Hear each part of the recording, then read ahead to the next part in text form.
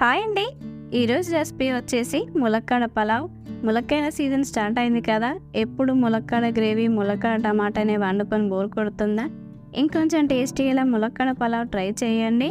టేస్ట్లో కూడా ఏమాత్రం తగ్గదండో, చికెన్ మటన్లతో సమానంగా ఉంటుంది.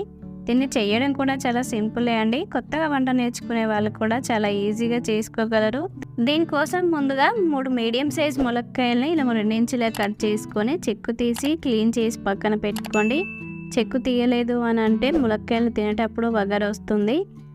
2 గ్లాసుల బియ్యాన్ని తీసుకోండి. నేను నార్మల్ బియ్యంతో చేస్తున్నాను, మీరు బాస్మతి బియ్యంతో అయినా చేసుకోవచ్చు. వాటర్ పోసుకొని 2 సార్లు శుభ్రంగా కడుక్కొని మునిగేంత వరకు వాటర్ పోసుకొని అరగంట సేపు నానబెట్టుకోండి. ముందుగా బాండీ పెట్టుకొని 2 table spoon oil, table spoon నెయ్యిని వేసుకోండి. నెయ్యిని వేసుకుంటేనే పలావ్ టేస్ట్ చాలా బాగుంటుంది.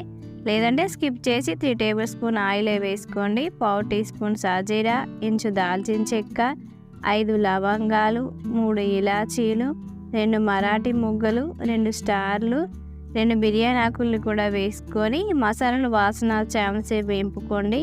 ఇవి కొంచెం దూరగా వేగిన తర్వాత 2 పచ్చిమిర్చిని మధ్యలోకి చీల్చుకొని వేసుకోవాలి. సన్నగా తరిగిన ఉల్లిపాయ ముక్కలు వేసుకొని కలుపుకొని మూత పెట్టి 5 నిమిషాల పాటు మగ్గించుకోండి. ఉల్లిగడ్డ మగ్గిన తర్వాత కలుపుకొని ఇప్పుడు టీ స్పూన్ అల్లం వెల్లుల్లి పేస్ట్ వేసుకొని మంటలు లో ఫ్లేమ్లోనే పెట్టుకొని పచ్చివాసన పోయేంత వరకు వేపుకోవాలి. అల్లం వేగిన తర్వాత మనం ముందుగా కట్ చేసి పెట్టుకున్న ములక్కాడ ముక్కలు, 1/2 టీ స్పూన్ పసుపు వేసుకొని ముక్కలకు పట్టేలాగా బాగా కలుపుకొని 5 నిమిషాల పాటు మగ్గించుకోండి. ములక్కాడలు కొంచెం మగ్గిన తర్వాత కలుపుకొని ఇప్పుడు ఇందులో 2 మీడియం సైజ్ టమాటాలని వీలైనంత సన్నగా తరుక్కొని వేసుకోండి. రుచికి సరిపడా సాల్ట్ వేసుకోవాలి. ఇలా సాల్ట్ వేసుకోవడం వల్ల టమాటాల నుంచి నీరు వస్తూ టమాటాలు త్వరగా ఉడుకుతాయి. టమాటా సాఫ్ట్ అయ్యేంత వరకు ఉంచుకోండి. టమాటాలు ఇలా మెత్తగా ఉడికిన తర్వాత కలుపుకొని ఇప్పుడు ఇందులో కారం వేసుకుందాం. టేబుల్ స్పూన్ కారం, టీ స్పూన్ ధనియా పొడి, 1/2 టీ స్పూన్ గరం మసాలా వేసుకొని కలుపుకోవాలి. మసాలాలు మాడకుండా మంటను లో ఫ్లేమ్లోనే పెట్టుకొని 3 నిమిషాల పాటు మగ్గించుకోండి. ఒకవేళ కావాలంటే కొద్దిగా వాటర్ని పోసుకొని మగ్గించుకోండి. మసాలాలు మాడాయి అంటే పలావ్ టేస్ట్ మారిపోతుంది. 3 నిమిషాల తర్వాత మనం నానబెట్టుకున్న 2 గ్లాసుల బియ్యానికి 3 గ్లాసుల వాటర్ పోసుకోండి. బాస్మతి బియ్యంతో చేసుకునేవారు 2 గ్లాసుల బియ్యానికి 2.5 గ్లాసుల వాటర్ తీసుకుంటే కరెక్ట్గా సరిపోతుంది. సన్నగా తరిగిన పుదీనా, కొంచెం సన్నగా తరిగిన కొత్తిమీర తరుగు వేసేసుకొని కలుపుకోండి. వాటర్ బాగా మరిగేంత వరకు మరిగించుకోండి. ఇలా వాటర్ బాగా మరుగుతూ ములక్కాడలు 50% ఉడకాలి. ఇప్పుడు నానబెట్టుకున్న బియ్యాన్ని కొద్దిగా వేసుకొని కలుపుకోండి.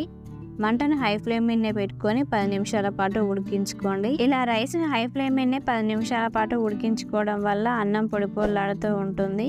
రైస్ 50% ఉడికిన తర్వాత నిదానంగా కలుపుకోండి, ఎందుకంటే ములక్కాడలు విరిగిపోతాయి, ఆల్మోస్ట్ ఉడికింటాయి కాబట్టి. ఈ టైంలోనే మంటను లో ఫ్లేమ్లోనే పెట్టుకొని 15 నిమిషాల పాటు మూత పెట్టి ఉడికించుకోండి. 15 నిమిషాల తర్వాత 10 నిమిషాల వదిలేసి సర్వ్ చేసుకోవడమే.